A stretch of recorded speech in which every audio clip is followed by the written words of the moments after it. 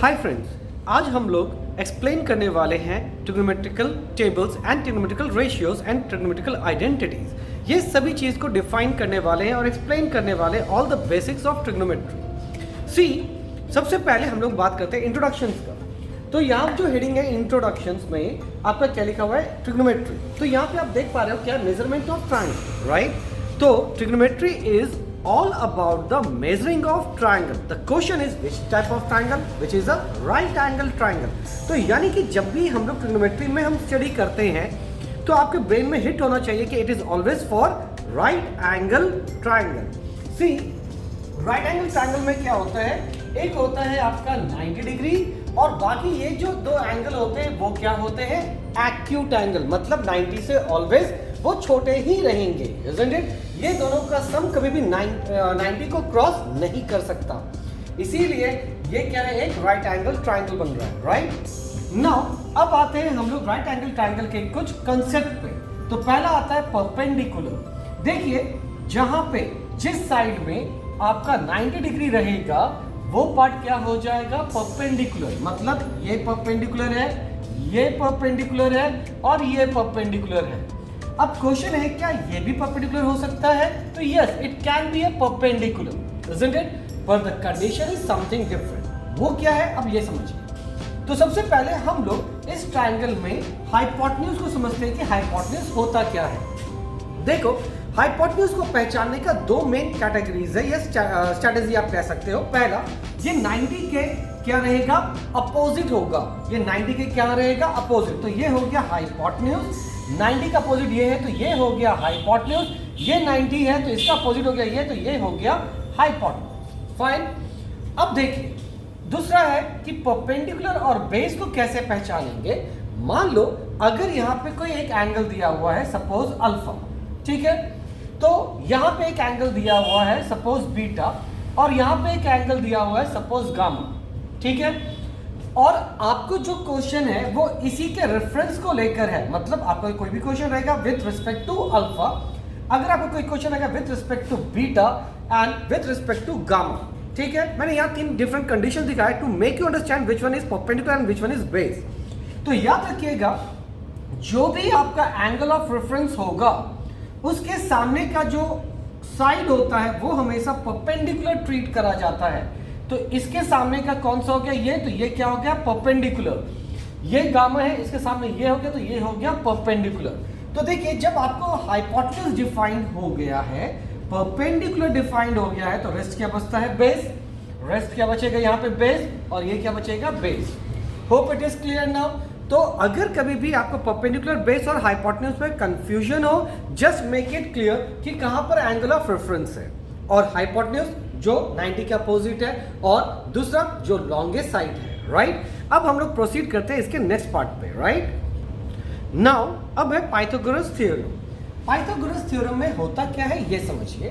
Basically Pythagoras is the theorem which give the idea between or give the actual measurement between these three sides, right?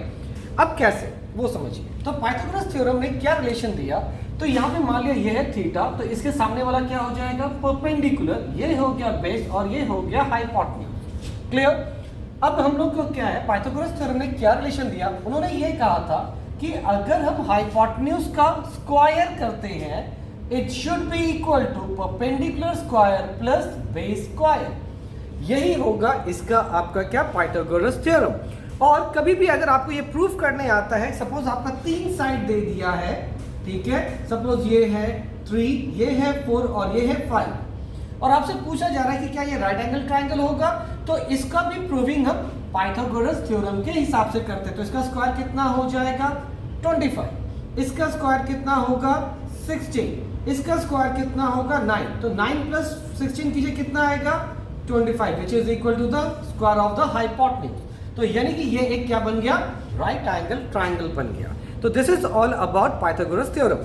हाँ, तो ये hypotenuse का square निकालना है, तो hypotenuse is equal to क्या हो जाएगा, under root p square plus b square, right. क्योंकि स्क्वायर है, उधर जाके क्या बन जाएगा, स्क्वायर।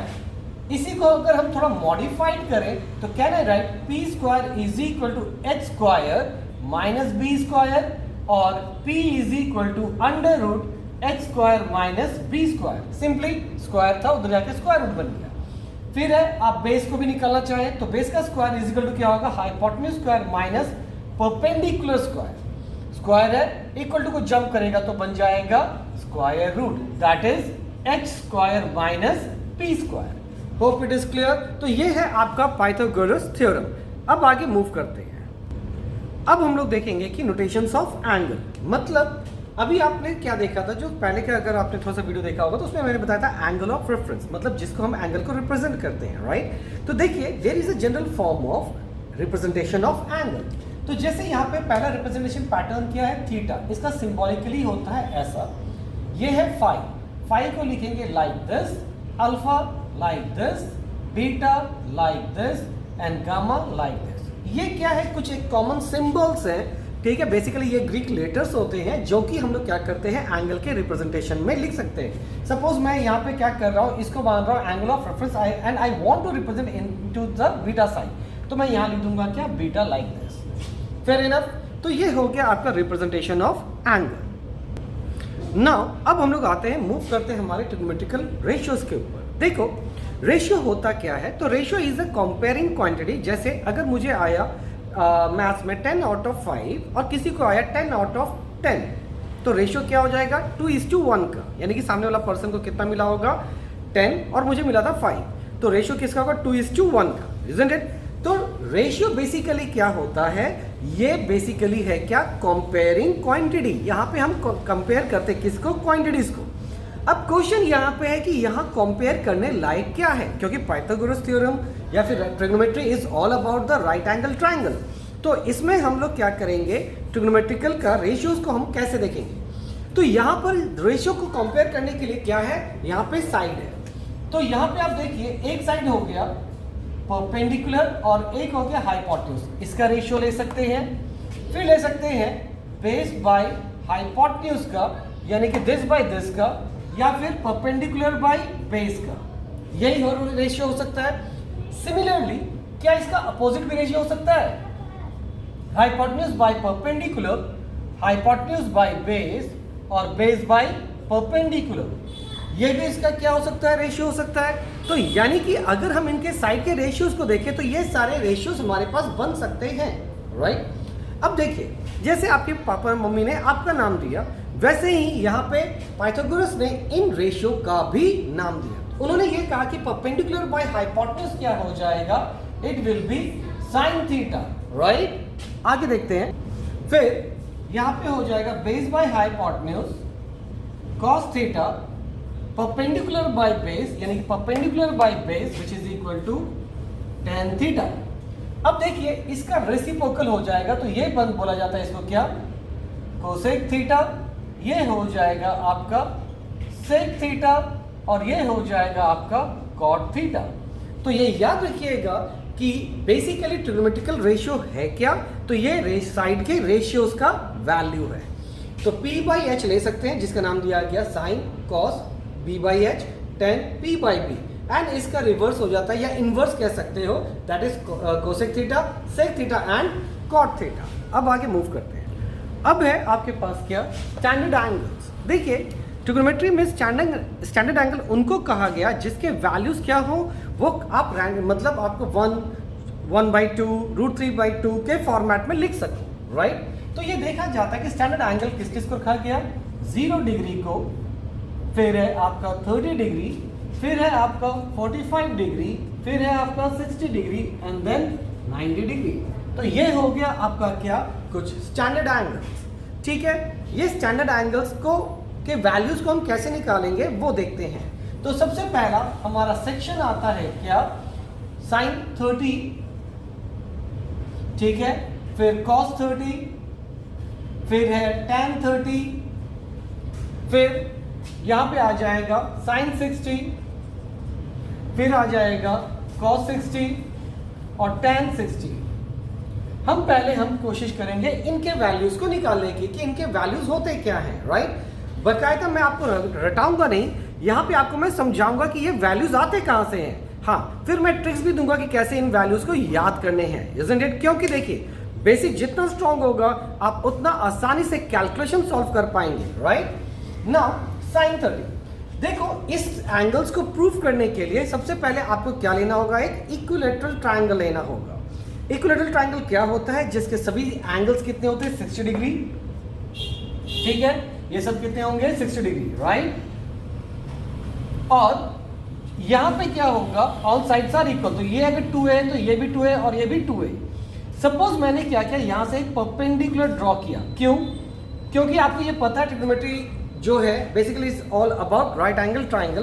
तो जब मैंने यहां से परपेंडिकुलर ड्रॉ किया तो ये याद रखिएगा कि इसका मीडियन भी सेम होता है, तो ये क्या होगा, ये एंगल और ये एंगल सेम होगा। तो सोचो ये पूरा एंगल कितना था, 60 डिग्री, अगर 2 इक्वल हाफ में हो गए तो ये कितना बन गया, 30 डिग्री, और ये भी कितना बन गया, 30 degree. Fine, till now hope it is clear. अब हम लोग आते हैं इस पे, तो देखो वापस ये पूरा डिस्टेंस कितना था, 2a था, यानी पूरा बेस, तो यहां से यहां तक कितना हो जाएगा, ये सिर्फ a होगा। क्लियर। अब देखिए ध्यान से, तो सबसे पहले आपको ये याद करना होगा कि a से यहां पे हम लोग d लिख देते हैं, तो यहां पे a d का वैल्यू निकालते हैं, राइट।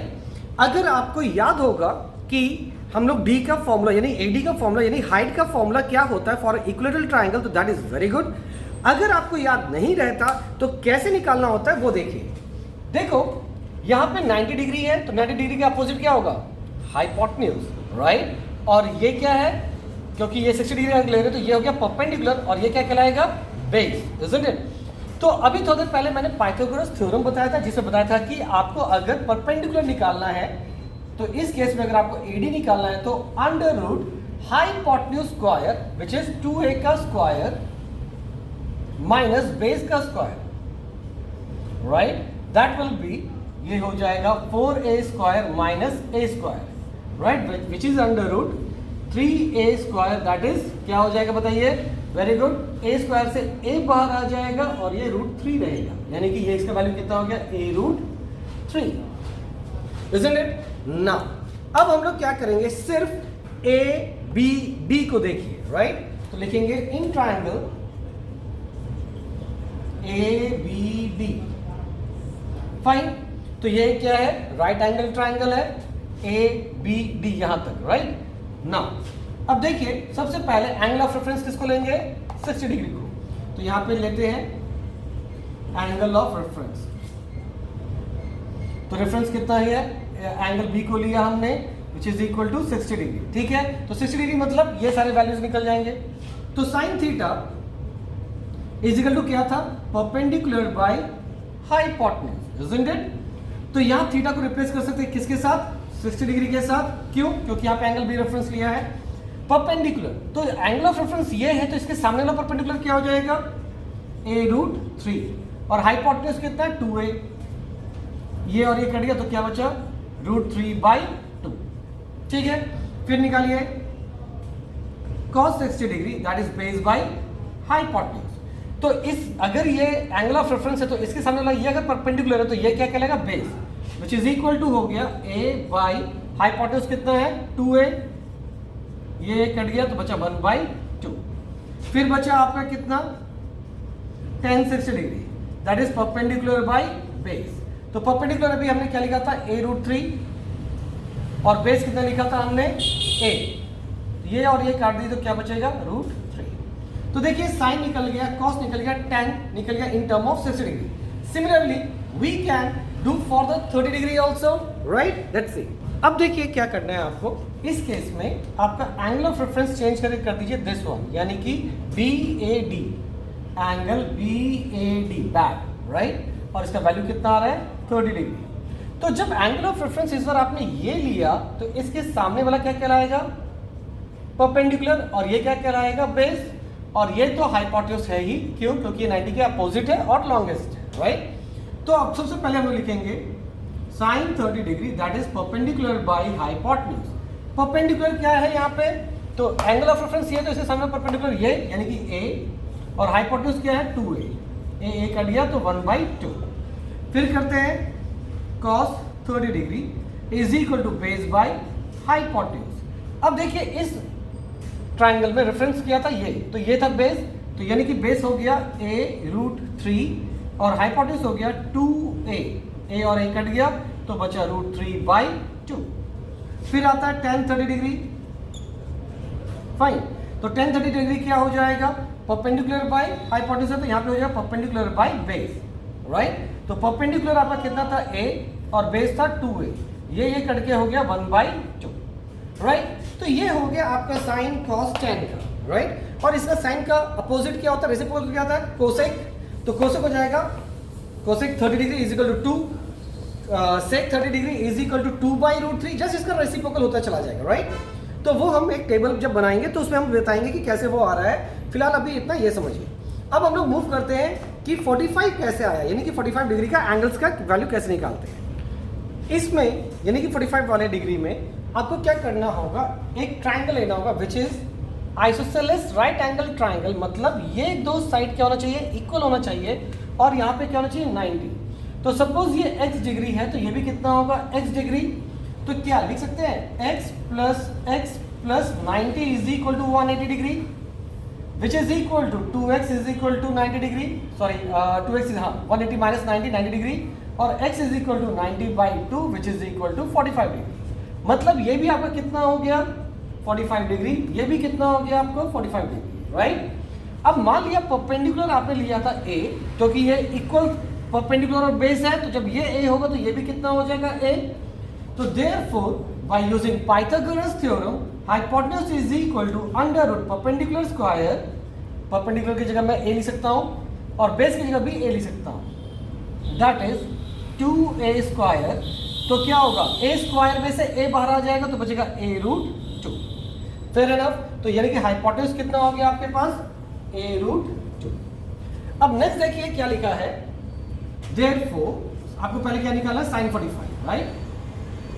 साइन का फॉर्मूला क्या होता है, perpendicular by hypotenuse, perpendicular by hypotenuse. तो परपेंडिकुलर कितना है यहाँ पे a, हाइपोटेन्यूज क्या है a√2, ये और ये कट गया तो बच गया 1/√2। फिर निकालिए cos 45 डिग्री, तो ये क्या होगा base by hypotenuse, that is again a/a√2, cancel होके 1/√2। फिर हो गया tan 45, that is perpendicular by base, तो ये परपेंडिकुलर भी a है, बेस भी a है, कैंसिल होके 1/1, फेयर एनफ। तो ये भी आपका क्लियर हो गया 45 डिग्री का, isn't it? तो हमने क्या किया, 30 का किया, 60 का किया, 45 का किया। अब बचा 0 डिग्री एंड 90 डिग्री। देखिए ये थोड़ा क्या है, ट्रिकी है, इसीलिए समझने में थोड़ा सा टाइम जा सकता है, इसीलिए हैव पेशेंस। सी दिस, अब यहाँ पर क्या है, आपका क्या किया है साइन 0 डिग्री, तो यानी कि 0 डिग्री का मतलब एंगल रहेगा ही नहीं, ठीक है। और आपको ये पता है sine theta is equal to perpendicular by hypotenuse, perpendicular by hypotenuse. और थीटा का वैल्यू क्या करना है, तो यहाँ पे 0 डिग्री डालना है। 0 डिग्री थीटा कब होगा, तो देखिए ये एंगल क्या है, बेस और हाइपोटेन्यूज के बीच में है, तो मान लो यहाँ पर क्या है आपका ऐसा है, isn't it? तो धीरे धीरे जैसे जैसे ये एंगल छोटा होते जाएगा और एक समय ऐसा आएगा कि ये क्या हो गया 0 हो गया, राइट, isn't it? तो उस केस में हाइपोटेन्यूज किससे मैच कर जाएगा, बेस से, तो परपेंडिकुलर तो रहा ही नहीं। तो यानी कि इस परपेंडिकुलर की जगह हम लोग 0 लिख देंगे और hypotenuse which is equal to base बन चुका होगा, तो यहाँ पे हाइपोटेन्यूज लिखिए, उससे कोई फर्क नहीं पड़ता क्योंकि 0 by any number is 0 degree, right. Similarly अगर हम लोग cos 0 की बात करें, that is base by hypotenuse, right. अभी इसका वैल्यू क्या होगा ये देखिए, तो cos 0 डिग्री का वैल्यू क्या होता है, देखो cos 0 का वैल्यू होता है 1, और ऐसा क्यों होता है ये समझिए।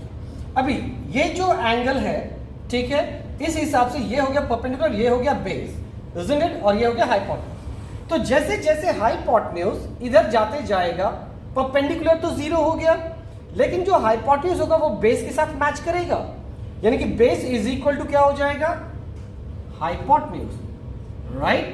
ये दोनों इक्वली हो जाएगा और कैंसिल होकर क्या बन जाएगा 1, isn't it? Similarly for 90 degree also, let's say this, isn't it? अब आते हैं हम लोग 90 डिग्री पे। यहाँ पे देखिए क्या लिखा है साइन 90 और यहाँ पे क्या है थीटा। ये हम इस 90 की बात नहीं करें, इसको 90 की बात करें। तो जब ये 90 कब हो सकता है, जब ये इसका जो सेक्शन है ये धीरे धीरे क्या हो, ये इधर मूव करे और ये क्या बन जाए 90 डिग्री बन जाए, राइट। क्यों, तो ये परपेंडिकुलर बाय हाइपोटेन्यूज है, तो यानी कि ये किधर जाएगा, धीरे धीरे इधर शिफ्ट करेगा। तो जैसे जैसे ये अभी क्या है, सपोज एंगल है, जैसे जैसे ये आगे जाएगा, सपोज मैं इसको आगे बढ़ाता हूँ, यहाँ तक बढ़ा देता हूँ, तो ऑब्वियसली एंगल बढ़ जाएगा, ये छोटा है ये बड़ा है। अगर और एक बनाए तो ये और बड़ा बन गया, धीरे धीरे ये कहाँ तक जाएगा, 90 तक जा सकता है। यानी कि जो परपेंडिकुलर है और जो हाइपोटेन्यूज है वो भी किससे मैच कर जाएगा, परपेंडिकुलर से कैंसिल होके हो गया 1। तो यहाँ पे हम लोग लिख सकते हैं sin 90 degree is equal to 1।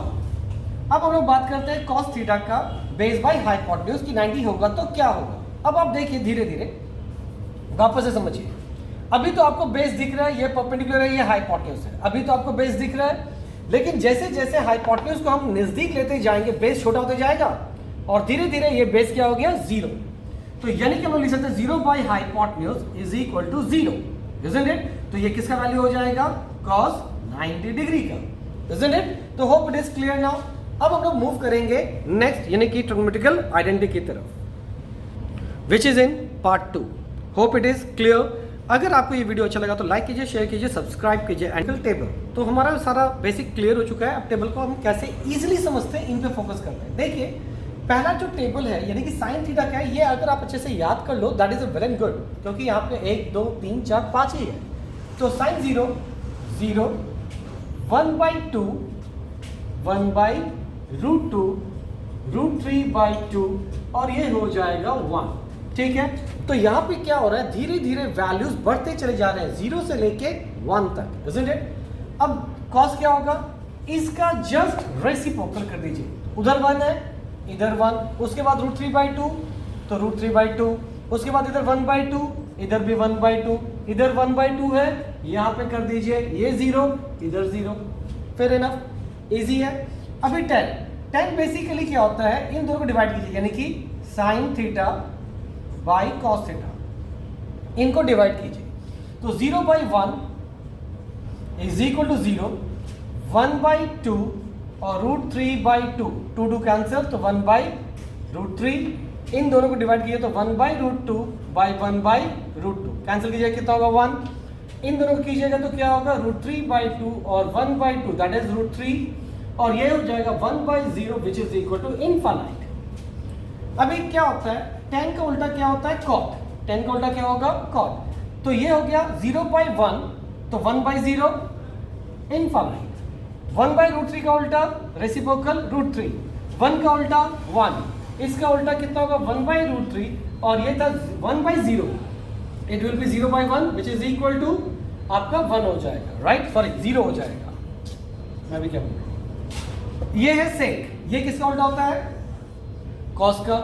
ये 1 है तो 1/1 1, √3/2 तो 2/√3, 1/√2 तो ये हो जाएगा सिर्फ √2, ये हो जाएगा आपका 1/2 तो ये सिर्फ हो जाएगा 2, और ये है 0/1 तो ये हो गया 1/0 which is equal to infinite. फिर आते हैं हम लोग cosec which is the reciprocal of sine. तो ये हो गया 0, तो यानी कि वो था 0/1 तो ये हो गया 1/0 which is equal to infinite. ठीक है, या फिर आप इसका भी उल्टा लिख सकते हो। तो देखो इनफाइनाइट है फिर क्या है 2, तो ये भी क्या होगा 2, ये कितना हो जाएगा √2, ये कितना हो जाएगा 2/√3, और ये कितना होगा 1, इजंट इट। यानी कि आप इसको ऐसे भी कर सकते हो, या फिर इसका जस्ट रेसिप्रोकल। तो देखिए 1/2 का रेसिप्रोकल 2, 1/√2 का रेसिप्रोकल √2, √3/2 का रेसिप्रोकल 2/√3, और 1 का रेसिप्रोकल 1 इटसेल्फ। तो hope it is clear now. अगर ये आपको वीडियो अच्छा लगा तो लाइक कीजिए, शेयर कीजिए, सब्सक्राइब कीजिए। Thank you.